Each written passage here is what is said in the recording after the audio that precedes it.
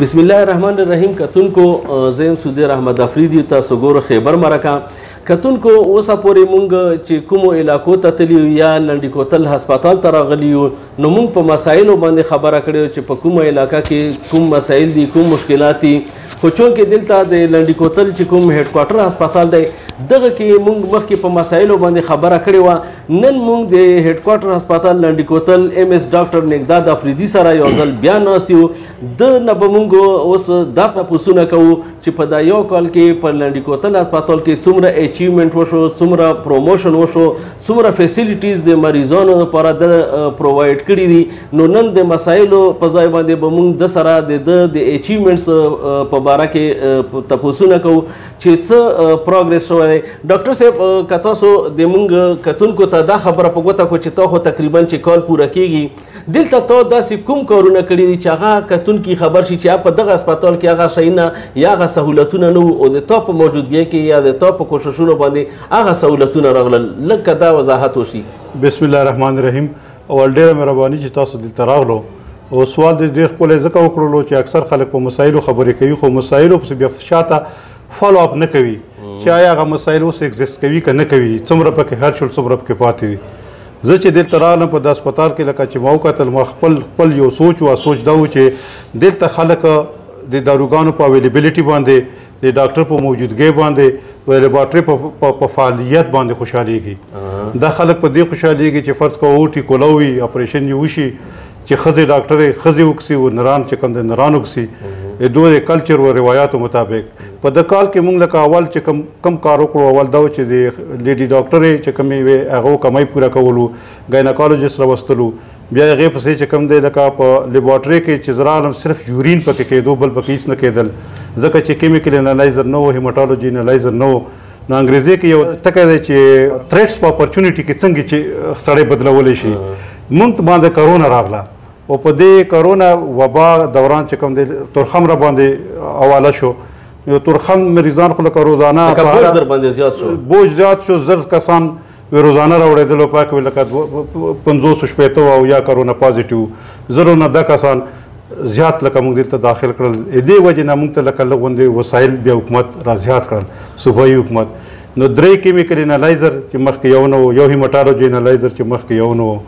بیا موږ ته دا شکایت کېدو چې اکسره نه چلیږي ځکه چې بجلي کمه 3 VR مشینونه چې په 10 لکه روپیو یو مشین دی هر یو اکسرې ته هر ډینټل یونټ ته او ECG ته دا شی نه لګېدلي. بیا چې الټراساونډ مشینونه نشته، یو الټراساونډ باندې 2 کار کولو اوس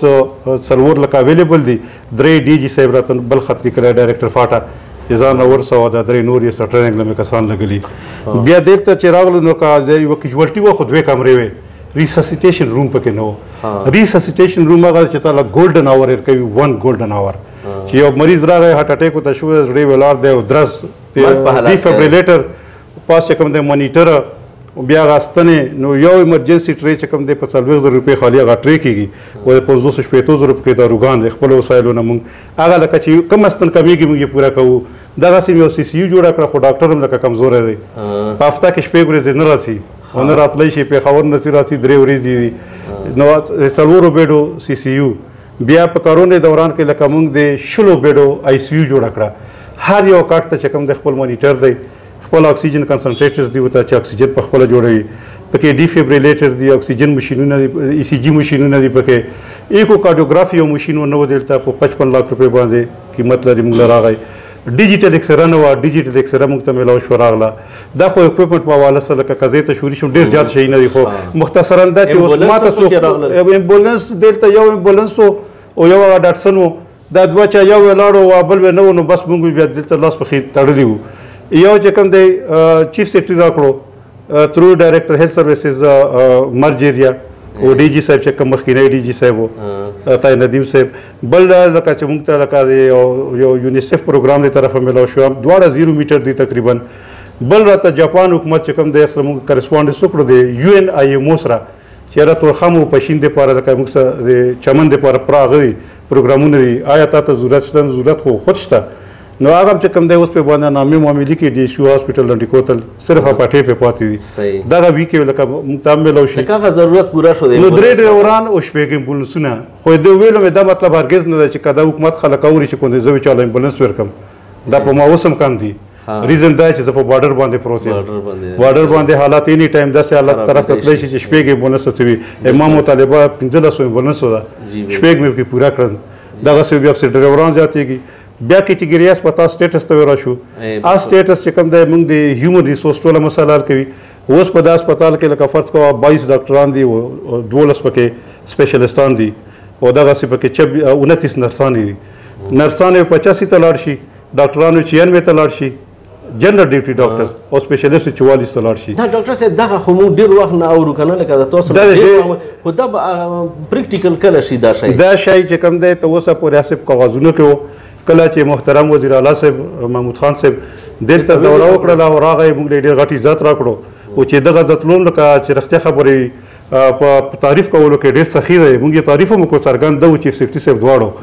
ده مانه پوښتنه وکړه چې دا دومره غټ بلډینګ دی څه خو وایه اول یې دا و چې څه مسله لرې وایي چې جي دومره غټ بلډینګ دی او کیټګري یې نه شو چې دا کیټګري به څوک کوي وایي چې جي تاسو یې نوټیفای کوو بل څوک یې نشي کولی نو چیف سیکرټري صاحب پوښتنه وکړه چې سیني م لګل یم وایي چې بالکل م لګل یې هغه یې سیني اوس منظوره شوه خو نوټیفیکیشن یې نه راغلی هغې مطلب دا شو چې یو په څلور ویل ته سټاف زیات شي یو خو بېروزګاري اوس رقمه شي یو اوس چې کوم د خلکو ته سهولتونه زیات شي ما لکه چې دلته په دا یو کال کې غټه مسله چې کومه زه ثواب کار ګڼم او اوبه وې اوبه هم یونیسف سره لکه مونږ ډېر اوږده کرسپانډنس وکړل هغه اوبه مونږ نادر خان ملک صاحب د کلي نه راوتړلې او یو کس په باندې پرمننټ دی هغو ناست وي موږ ته یې راپرېږدي خو چې بجلي وي بجلي مسله مې حل نه کړی شوه ځکه چې 2 غنټې وي 2 غنټې نه وي 2 غنټې وي 2 غنټې نه وي هغې وجې نه چې کوم دی مونږ اوبه مو سره متاثره دي تاسو یوه خبره په ابتدایي کې چې کله تاسو دلته راغلو کړې وه چې تا وایي چې دا اسپتال د اپګریډیشن او دلته فیسیلیټیز حوالې سره خو به زه اقدامات ډېر کوم خو ما به دا یو کوشش وي چونکې ته په خپله د دغې علاقې د جمرود اوسېدونکی نو تا دا یو خواهش ظاهر کړی و چې دلته به زه د میډیکل کالج بنیاد ږدم نو بیا به ځم دا سوچ دی که نه چې ما ځان سره کوم 2 صفحې هغه لیکلي وو ایشوز چې په کومه زه په سیټ کې ناستم 2 پیجه دي 2 پیجه لکه په کمپیوټر کې شته کوي چې روي بس زه ویرم کوم هغه چې کوم د ما چې یو ټیک مارک یو په بجلی ودرېدم نور هغه ټول شي نه پوره شول اسپتال په ټریک دی ما لکه که فرض کو حکومت یوري که نه زه اوس لکه خپل سروسز ما هاسپټل مینجمنټ کړی یو کې نه او ما چې کوم د 3 کاله سروس شو چې زه ډاکټر شوی 4 کاله یې وشول چې دا اسپتال ټیک شو زه خو میکینیک یم مستري یم فاین ټیونینګ دپاره بل را باندې ټیک که کله یا اسپتال دی نشته ومې لګه ساوث وزیرستان کې فرض کوه کمای دی باجوړ کې کمای دی ما خو سپیشلیټي ده مطلب دا چې ته په خپل نظر کې دا خبره کوي چې لکه دا اسپتال اوس په ټریک دی دا په ټریک دی و چې کوم ځای کې چې ته بل ځای کې ضرورت دی چې ډي ټریک دی چا په ټریک خو دلته ما د خلکو یو ځای کې لکه په یو کال کې سټډي کړه اګرچې ما موماګان دي خو یو ځای کې مې وکته چې اوس زه په لیاره راتلم نو یو ویډ کې په لاس کې 3 بوتل وو ټوخي انټي بایوټیک و تبه دا نه ویني یا یو بوډا سړي په لاس کې کوم د لفافه ډکه وه د روګانو تستلو پورې کور له ورکړې و تر ډریپه پورې دا نه ویني هلته سپای پروت دی زه په سپو څه وکړم هلته وضا پراته زه په وضو څه وکړم خو تاسو یې شلمان نه راولو ویل ته یې ماته پرېږدو یو 8 سپي تاسو دا خبره کوو چې خلک په کورونو کې سپو پورې تنګ شي نو دا دلته همداسې د انجکشن یې دومره دی چې زه د خپلې لنډې کوتل تحصیل هم ذمہوار یم بازار هم ذمہوار یم شلمان هم ذمہوار یم جام هم ذمہوار یم باړې هم ذمہوار یم مطلب چا مسله نشته وا میکسیمم لکه توجه دی لزه کوي چې په روسا کې مال کوي وستن هغه په 2000 روپیا 800 روپیا وستن نن هغه ستنې موږ څه دومره زیاتې سپوي څلور کس سپیو خور راځي خان بلډینګ څخه په بازار کې مټ یې ته نه پکې لیټر مو لیکلو ټول ته کاپیانه وکړي چې سپی په سټیکنین زارو باندې مړ کو هزارو کې پیسفل مرګ لکه دې نزیریږي دا زناور دی ژوند دې ساده روح دی پکې زه خو په ټوپکو نشم وشته ته کومه پورې په زه په ټوپک ګرځم کنه نو خلکو ته هم سوال دی سوچ لغټ کو چې کوم غټ خلک دي غټ سوچ کوي چې کوم واړه خلک دي واړه سوچونه کوي دلته کېلې پوستکی پروت هلته ګنډېرې زه په یو پوستکي پسې زه وګرځم دا شعور خو په خلکو کې راسي ما تعلق دی ما یو کال ډیوټي وکړه هلته ورته پروت یم پورې کور مې د کارونا پکې شوم او په کارونا کې مې چې کوم د میدان نه پرېښه 26 ورځې ما ته ښځه او بچي بند وو ما نه پرېښول ځان ته او نه مې د خپل ستا پرېښو 26 ورځې پس چې جوړ شوم بیا ورته په دا کورس کې کېناستم تا پس کور کې مې خیریات وکړو ولاړم ما ځان وقف کړی دی خپل هغه ته ځکه چې ما اخري ورځې دي مرګ مې پکې ول د عمر مې پکې زیات دی نه په ډېرو ګوتو پوهېږم و دا چې لږ حساس یم. یو شعر دی غالبا چې رحمان بابا وایي چې په بارداره ونه تل کاڼي وریږي ورته ګوره چې بارداره ونه څه نو که خلک نه پوهېږي ډاکټر صاحب ته خو به ورسره برداشت نه کار اخلي که نه لکه ته خو په خپل بنیاد باندې ټیک ټاک روانې د موږ ډاکټر صاحب د پروګرام چونکې وخت پوره شو زه د کیمرامین جبران شینواري سره اجازت غواړم د الله په امان.